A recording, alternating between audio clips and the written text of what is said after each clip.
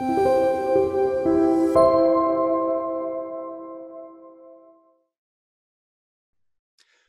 to TechTrends. TechTrends is a podcast series that provides the latest insight into technology, fintech, and digital. In today's episode, we'll take a look at how technology can be used in philanthropy and corporate responsibility, why it's important, and what makes it so exciting for businesses, and how they can make a real connection to their community. I'm Anish Bhimani, Chief Information Officer for Commercial Banking, and joining me today is Ali Morano, Head of Tech for Social Good at JPMorgan Chase. Ali, welcome to TechTrends. Thanks, Anish. It's great to be here. So, Ali, we've seen philanthropy and corporate responsibility play an increasingly important role across corporations, JPMorgan Chase included. You run a program called Tech for Social Good. Can you tell us a little bit about what it is, how it works, and what was the story behind starting the initiative? Prior to joining JPMorgan, I was working at a nonprofit that did tech assistance for other nonprofits. And it was really during the time, this was probably about 11, 12 years ago, during the time of the Great Recession, that companies that were giving financially to organizations like mine started saying, we're going to shift the way that we're donating. Where instead of giving us dollars, we were going to now give you people. And honestly, I think they thought they were doing the right thing. And they said, this is great. We're going to give you our resources. You can find great ways to engage. And then organizations like mine were getting overwhelmed by that. We needed the dollars like any other business to be sustainable. But we also didn't know how to handle corporate talent coming in and trying to provide their skills. So we figured, this is happening. What are we going to do to adjust for it? And myself and a colleague sat down and said, we need to find a meaningful way to match up these two resources that are very well intentioned. So what we did was we designed a matching portal. This is dating back 10, 12 years for the time of Match.com. At the time, we like to say, this is like Match.com for nonprofit IT needs and skilled volunteers. So I guess today we might say something like a Bumble. That said, what we did was we created a safe space for nonprofits to come in and figure out, how do I log my tech needs? And for volunteers, like from companies like JPMorgan, to come in and say, how can I give back my skills in a meaningful way that I can really ensure that I'm making an impact to these organizations? And it started working. And I found myself sitting in a meeting one day with some senior leaders who are some of our funders at JPMorgan, describing what we were doing. And the leaders were saying, this is great that we're using this. This is the first time we're starting to think about how can we be giving back in meaningful ways and start organizing our staff around this. We'd love to do this even more. So I went home that night and thought, it's been a while. I've been at this organization, and what if I had a bigger platform?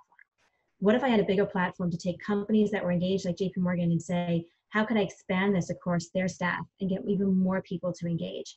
So I shot off an email to one of the leaders at JPMorgan and said, by the way, I could do this. I could build a strategy. I could find ways for your organization to be meaningful, engaged, and to make true impact in the communities that you're both living in and working in on a regular basis. So that was 10 years ago. I was invited to come in, and I started what became Tech for Social Good today. That's great. 10 years is a long time. It's great to sort of see how the program's progressed since then. Can you talk a little bit about the impact that the program has had on the staff at the firm, how people get involved, what gets people motivated to participate in Tech for Social Good?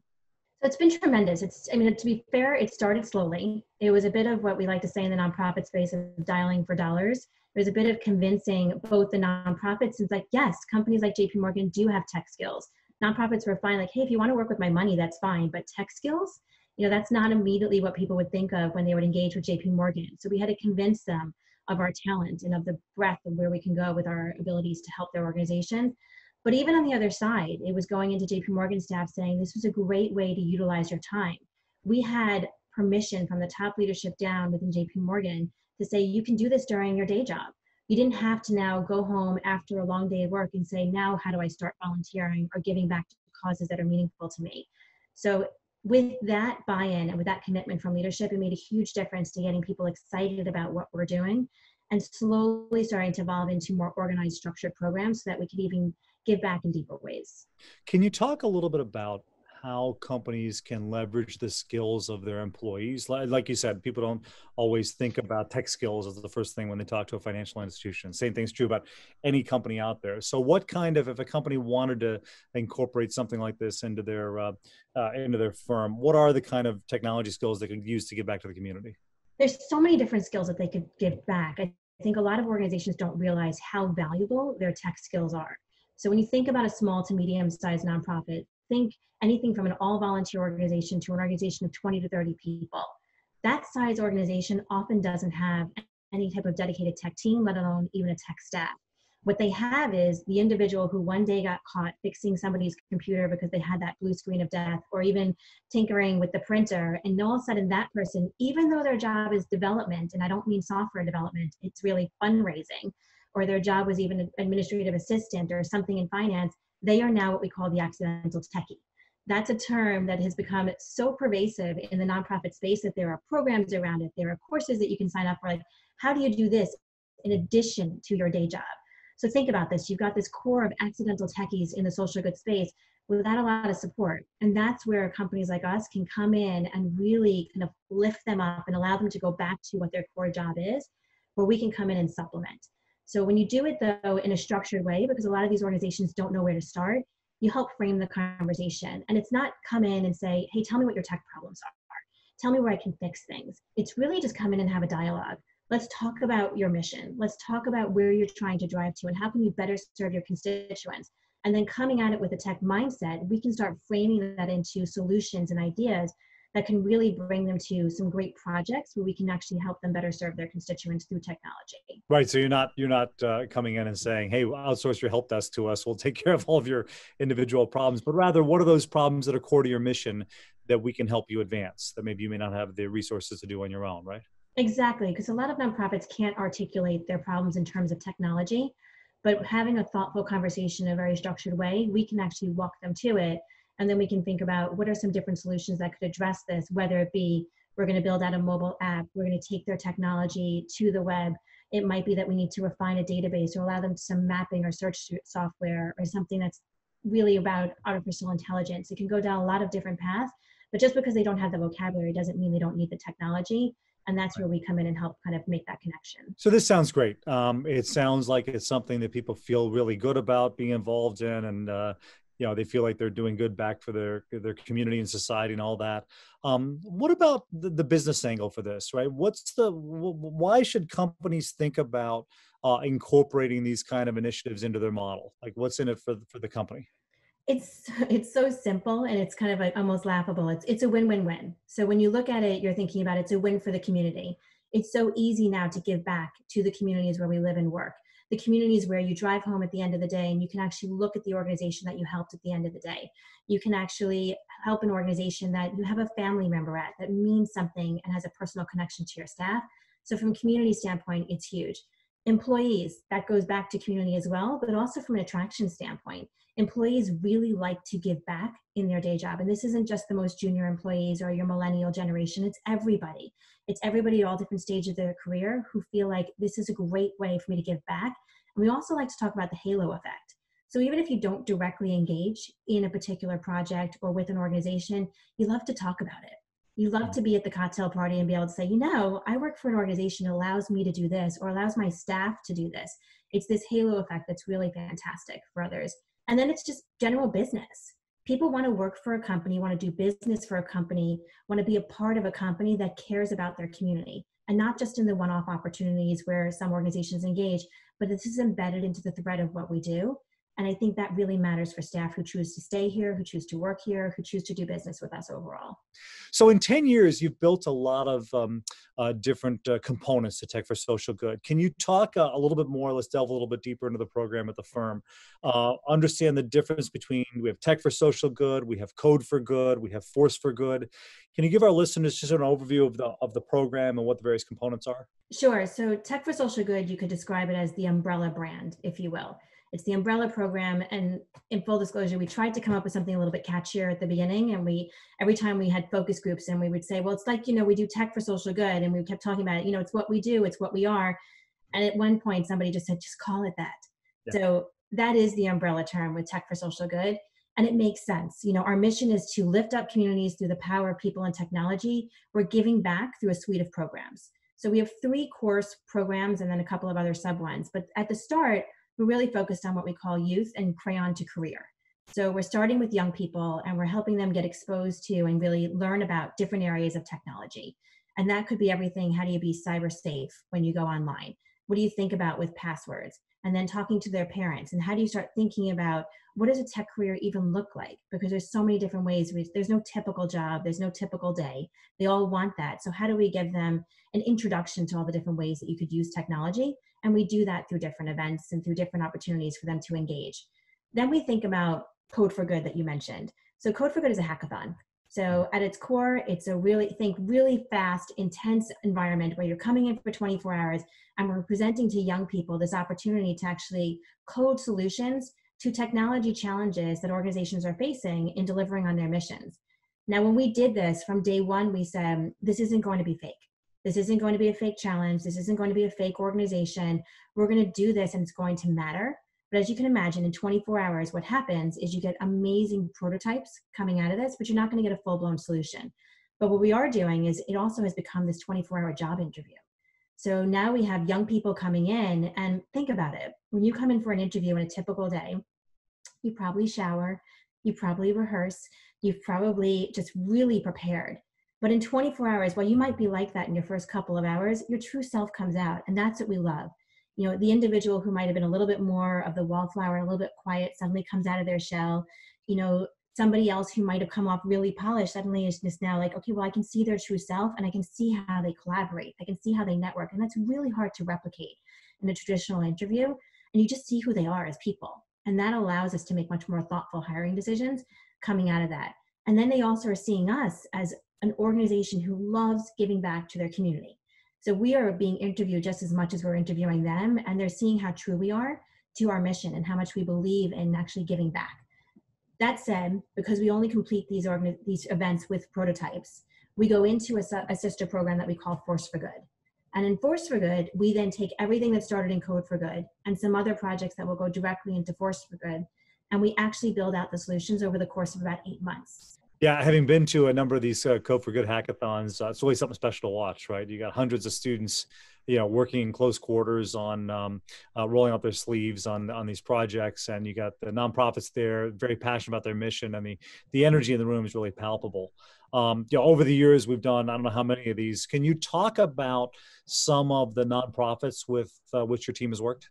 So the first example I'll give you is with the Fundación de Red Comunidades Rurales. That's in Buenos Aires. It's been a great project. It quickly translates to Rural Communities Network Foundation. And through this project, which is ongoing right now, we're working to improve the living conditions of rural Argentinian inhabitants who are living both in critical situations and sometimes in isolation as well. And the project is very focused on building a mapping tool that will allow for a database of the country's rural population. And with this information that we'll glean from this mapping tool, we'll be able to then figure out with them, how does the country target needed resources to these populations to help protect those individuals and to build sustainable environments for which they can live. So it's been an amazing project. We're really excited. And along the way, we've been able to actually connect them with one of the highest scientific bodies in Argentina, and that's the National Scientific and Technical Research Council in Argentina. And they're giving over all of their mapping technology that's allowing us to kind of make even more detailed information into this overall tool. So that's been a fun one. And a completely different genre, if you will, is one that's happening up in the US.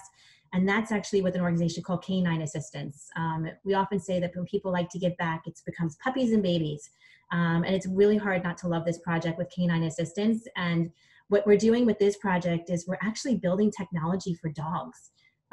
So we are helping to create a mobile app that will allow service dogs to be able to better assist people with disabilities. Think you have an iPad and you have a dog come over, and based on certain binary responses, they can now react in an emergency situation by sticking their paw on different parts of the application to then trigger to get help for their handler. So it's a pretty cool application that we're working on. Hasn't been done before, and we can see a lot of ways that this can then translate into other uses, into other organizations as well. So we're excited about this one. It'll be something fun to demo. Very cool. Both of those are not things you would not necessarily associate with technology, but very cool. Can you talk a little bit about how we identify these nonprofits or identify these projects with the nonprofits? Sure. So it's multiple different ways. So we have an amazing partnership with our foundation within JPMorgan, and that's critical. So we go to them and we talk about which organizations can we help you augment. Maybe they're grantees or organizations who have come for assistance but aren't the right fit for our giving priorities, but we can help them that way. That's one way. So a lot of them come in through there. I mentioned before that we do a lot of repeats. So that's some of our favorite clients where they've come in earlier on and are coming back for kind of the next iteration, if you will. So sometimes they're 2, 3, 4, 5 cycles in how we've been working with them. Then there's referrals. So referrals will come from friends and family within JPMorgan, which is great. We initially had people coming in and saying, I'm sorry, but I just have to tell you about this great organization. And they almost felt like they had to apologize by saying, my brother-in-law, my sister, my mother, my husband works at this organization. Can I tell you about them? It's an amazing benefit that at JPMorgan we can give back. How better, we'd love to give back to organizations that are going to be meaningful to their staff, whether they've been volunteering or have a personal connection. And then we spend a lot of times going to conferences. So we go to these nonprofit social good conferences where we meet these organizations hands-on. We talk about what we're able to do, and even referrals through our existing clients. So one organization will engage with us, will say that was a great experience. I have another organization that could also benefit. And then we'll partner with those organizations down the road as well. That's great. And you talked before about talent and how people are excited to get engaged and other things like that. How has starting Tech for Social Good and evolving the program over the years helped to attract and retain talent? Yeah, to be honest, it wasn't the initial intent. We didn't think about, let's start these social good programs and that will make people want to come work here. I guess a little bit of a Monday morning quarterbacking, if you will. We should have considered that because we realized for certain generations it's so important. And actually, it's not just one generation. It's all generations of our staff that this matters to. So that's been a major piece of it. But what was interesting is when we started Code for Good that I was talking about before, we initially started it with the intent of let's teach young people about how amazing their tech skills are and how they can apply them for social good. These individuals and students started walking out of these hackathons saying, but no, I want to apply for JPMorgan. I want to work for a company that actually is this dedicated and can give back. We've built deeper partnerships now with our recruiters to tell them more about our programming so that when they're talking to individuals who are interested in coming to work at JPMorgan at all levels of their career, this is a part of their script. This is a part of the sales pitch, if you will, because we can be saying with confidence that this is a great organization. And not only can you give back, you can give back to organizations that are meaningful to you. You can give back within a couple of hours of volunteerism, or you can actually give back over a few months of volunteerism, whatever fits within their schedule. So that's a huge piece of it and why people want to come work here. And again, it's that halo effect that I mentioned earlier. It doesn't matter if you don't have the time or aren't ready to engage at any particular day. Just being able to talk about it and being proud to work for a company that does this, I think is a huge fact for both recruiting and also retaining staff longer term. So we said earlier that philanthropy, corporate responsibility, connecting with the community is becoming a bigger part of the business conversation, right? So let's say you're a company that wants to get more engaged with nonprofits and wants to get more engaged with things like Tech for Social Good. How should people get started? How do they even think about putting something like this together for their firm? So I think it depends on how much they really want to do. I think the first thing I always say to people is start with this. This didn't happen overnight. It took us 10 years. That doesn't mean it takes somebody else 10 years to build it to this point, but it took us a while to get there, and we do it with dedicated staff.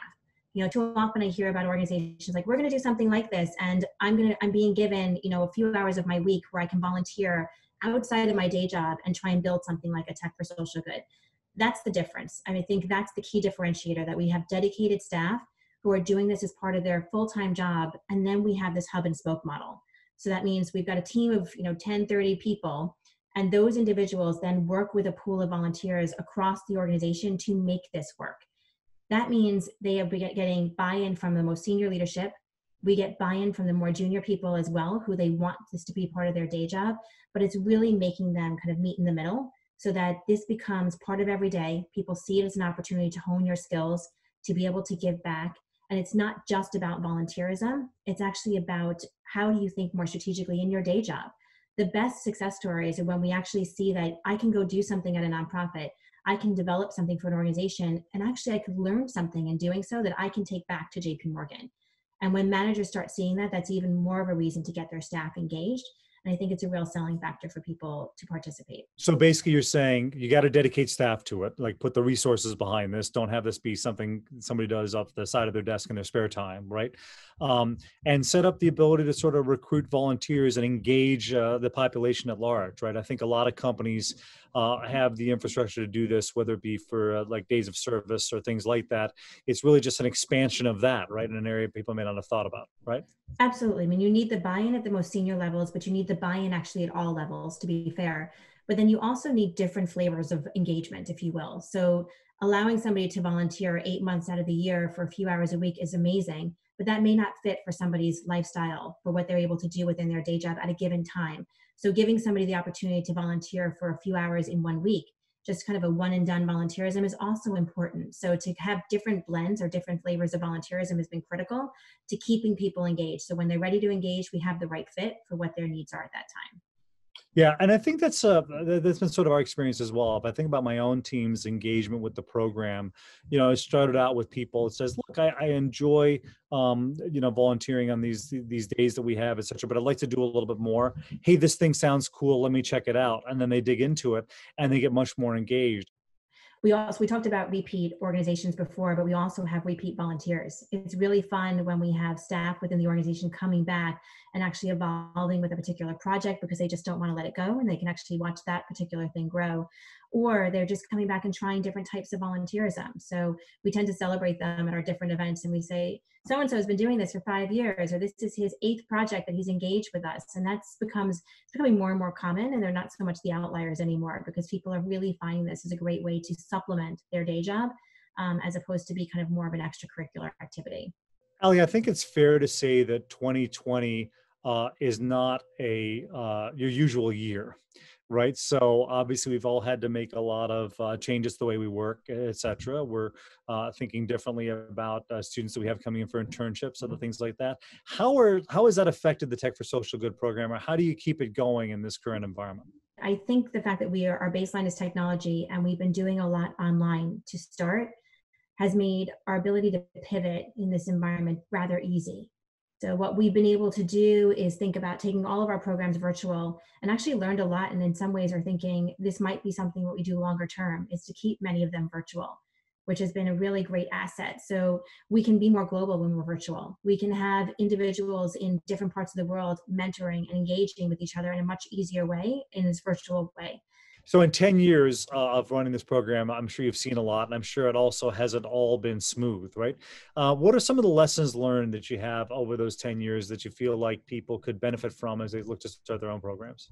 I think one of the biggest lessons learned is just to remind our staff, we come at this from a corporate mindset when we're starting to engage with organizations. And the most important thing that we can do for these organizations, the nonprofits that we're helping, is to make them comfortable, to show them that we recognize we're not going to take a corporate level enterprise type solution and try and retrofit it for a nonprofit, that we're there to listen, that we don't come at this and say, what are your tech problems? We say, talk to me about your organization. We're truly interested in what the mission is that they're each trying to achieve. And when we can show them that level of compassion and interest in what they're doing, we can really pull out what's most needed to help them drive success and better serve their constituents. So I think one of the last lessons learned has been to allow ourselves to be mission agnostic, which means we don't say that we only will engage with certain types of organizations or organizations with a particular type of mission. What we do is we engage with organizations that matter to our staff. So we really let our organization selection be driven by the interests of our staff, meaning where do they have family members that are engaged? Where is their personal connection? What organizations are in each one of their communities? What we call it giving back in your backyard. We want staff to be able to go home at night and pass by the organization, say, that's where we're engaged, that's where we're giving back, to be able to kind of pass it and just say, this is a moment of pride for them, as opposed to something where I gave back to this organization who's in this city that I don't actually ever get to see, and I can't make that connection. It's those connections that have allowed us to be more successful and to continue to grow the programs over the last 10 years. Yeah, the one thing I might add to that too is, as companies are thinking about getting started with this, is, it could be intimidating to sort of look at everything we've talked about today. We got youth programs, you got Code for Good, you got Force for Good, all this stuff together, and you got, people around the world and all that. Start somewhere, right? Yeah, you didn't start out saying, I want to have all these things. We started out doing Code for Good, then we said, hey, that's great, but we can only do so much in a weekend. How do we expand that out? That led to Force for Good, et cetera, right? So don't feel like you have to do everything all at once. So I would say just start somewhere. I think that's a great piece of advice. And what starting somewhere also meant actually learning what you're already doing in your organization, because that's what was already happening in JPMorgan. People were doing flavors of what Tech for Social Good ultimately became. So we didn't invent all this from scratch. We talked to what our colleagues were doing in different parts of the world, and we learned from the best. And we said, great, now let's expand this. Let's bring this firm wide and let's let everybody benefit from these really great ideas. So it didn't have to come from just one place. And I think the fact that we allowed it to grow somewhat organically in the beginning and leverage some of those best ideas allowed people to be that much more connected and willing to engage and wanting to be a part of this longer term. Lastly, Ali, can you talk a little bit more about how we're sort of taking this more broadly, right? I mean, we've been focused on just tech skills, but there's other skills that people need. And I also know that you're starting to sort of look beyond the walls of jpmorgan with some of this as well. Can you talk a little bit about that? Sure. So to think about it, how we're doing it beyond just tech skills, we've always been questioned, why just tech? Why just tech? Organizations need more than tech. And it really came down to where we initially had our commitment and where we were funded from within the organization. But it's so true. It's not just a tech conversation. And we talked about it. We'd love to do this one day for other areas of the organization. We'd love to do it in finance or HR. And then along came COVID, and the pandemic allowed us to actually experiment beyond the walls of technology. It was really interesting. So we had thousands of interns coming in this summer and really trying to think about, this wasn't an ideal experience to take their internships virtual, but we were committed to giving them an amazing experience. And in doing so, what we said was, why not supplement that experience with what we cleverly called Interns for Social Good, and said, what if we gave them this? And what we did was we took a hybrid of Code for Good and Force for Good, and we're giving them, because it's still going on, we're giving them a 3.5-week experience where they are coming in and they're getting paired with organizations and they're building out needed technology solutions. Now, we just finished this in India. We just finished with our Indian interns. And what's super interesting is that we already have a major lesson learned. Our expectation was that they finish these and then we roll them in, as we do with all typical Code for Good, into Force for Good. But what we didn't consider was 3.5 weeks of intensive daily work on this particular project means you actually can almost finish it. So It wasn't a strong prototype like we were expecting coming out of these projects. They're actually finishing these solutions. So where we typically come out of a Code for Good with 4 or 5 really cool prototypes, and then what we do is we mash them up together and then we build out the full-blown solution in Force for Good. Now we have 4 or 5 really cool solutions. And now we're actually in this different situation of how do we pull these functioning pieces into a new project. So what's excited is that we can accelerate the time frame. These amazing nonprofits that took this ride with us and said, we'll do this with you, are now getting these solutions built out, and they'll probably get them in a couple of months. And it's not just technology. So what we did was we said, we can do this in HR. So all of our HR interns are engaged. We can do this in finance and they're all engaged. We can do this with process improvement, and we can do it with people who are sitting in other parts of the bank as well. So we're now experimenting with different genres, if you will, and it's really working. And what's fun is when we actually take on one of these projects all with one organization. So we're looking at all aspects. We were talking about one that we were doing with a museum this morning. And what was really cool about it is, like, think about it, because of the pandemic, everybody's doing business differently. You can't have your gala. People can't come into your physical space in a regular way. They have to think about social distancing. How are you going to do your finances when you're now actually not getting in the money in the way that you used to? And people are trying to donate money differently. It's not too dissimilar from where we started this around the Great Recession, when people said, I'm not going to give you dollars, I'm going to give you people. Well, now people are going to give you dollars, but they're going to expect different results from it. So our interns are really thinking through these ideas creatively and building out some amazing things for these organizations. And again, giving them more than what we expected, because we have this intensive period of focus on it. So I'm really excited to see where this lands towards the end of the summer. Yeah, it's really exciting. It's exciting to see both how the program's evolved and also sort of seeing what you've been able to do over the last 10 years, engaging talent in ways that really gets people excited again, right? Helping communities in a way that maybe deeper than we were able to before. And frankly, fulfilling the organization's mission of giving back to the community as it is. So Ali, in addition, as you mentioned, we've started looking beyond the walls of jpmorgan. Can you talk a little bit about the Tech for Good Symposium? Absolutely. So this has been a conversation that's been a long time coming. As I mentioned earlier, we go to conferences all over the world and we meet colleagues who are like-minded and very excited about giving back through their companies. And we started talking about, let's share these best practices. It's not a competition in this space. So while we see this as, I guess you could say, a competitive advantage because we can bring talent into the firm, we're really focused on the giving back portion of it and the impact we can all have in our communities. And if we can get more companies thinking in this way and delivering services to their communities, just think about this broad impact we can have. So we built this consortium of about 30 different companies right now, and it's open for others to join, where we meet on a monthly basis and we just talk about what we're doing. We share what is Code for Good like, what is Force for Good. We share more of the blueprint and we say, here's how you would do it. We learn what our colleagues are doing at other companies, what's working, what's not working. How can you not take 10 years to get here so that you can actually hit the ground running? And that's been tremendous to have this camaraderie. You know, when we first started this, it felt a little bit isolating, but now to have this peer group of other like-minded companies, some of them are tech companies, some of them are financial services, it really cuts across all different spaces of industry.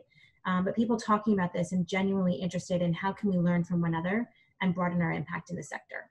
Ali, you've worked with a lot of nonprofits over the years. So supposing one of our listeners either works for a nonprofit or has a nonprofit in mind, they'd like to connect with Tech for Social Good. How do they do that? You just have to go to our website. So you go to jpmorganchase.com/tech for social good, and you're going to find a nonprofit interest form. You fill it out and we'll be in touch with you to figure out what's the right fit.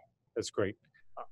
Ali, it's been so fulfilling to sort of see how this program has grown over the years, right? From just a handful of people 10 years ago through the original Code for Good, through Force for Good, and now, being able to connect with communities on multiple levels, right? And, engaging talent, helping them give back to the community, and fulfilling the organization's mission of really making a difference in the communities in which we operate. So Ali, thanks very much for joining us today and for sharing your insights on such a meaningful topic. Thank you. This was fun. It was great to be here. And to all of our listeners, thanks for joining us today. Remember, if you enjoyed today's episode, you can subscribe and rate us on Apple Podcasts, Spotify, or wherever you listen. Tune in next time. The Tech Trends podcast is a JPMorgan Chase original series. To learn more, visit jpmorganchase.com/techtrends.